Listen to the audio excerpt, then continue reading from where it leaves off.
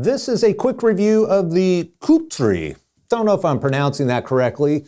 Basically a measuring tape. There's a couple of things that I really like about it and why I bought it. There's one thing I wish it had that it doesn't have that I didn't figure out until after using it for a while. But this one that I got is 7.5 meters or 25 feet in length. So it's very long. So two reasons why I bought this tape. One, I wanted the magnetic hook.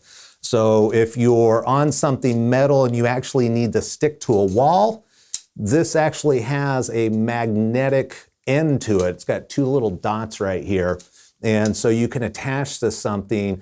It's just gonna help keep it up. The other thing that I really like about this is it has your normal readings that you're gonna get on any tape, both inches and metric. But if you flip it over, it has additional readings. What's really cool about these readings though is instead of just a 1 inch, quarter, and then the 16th and the 18th little hash marks that you're familiar with, this actually reads it out. So I've got 6 inches, I have an 1/8, a quarter, a 3/8, and so it's very, very nice. So if you are a little confused or you need to hold the tape upside down or you need to be overhead and look underneath, you have the measurements and it's gonna read them out to you, not with just the hashes, but also let you know the 1/8, the quarter, so on and so forth. The one thing that I wish it had that my other measuring tapes do have is they have a square back. And by having a square back, then it is a set 2 to 3 inches, 2.5 to 3 inches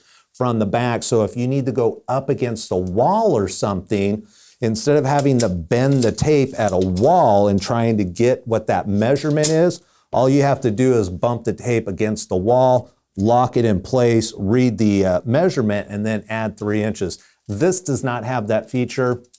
So one thing I do wish it did have, it does have a rubber coating on the outside and a belt clip. So that's the review of this measuring tape.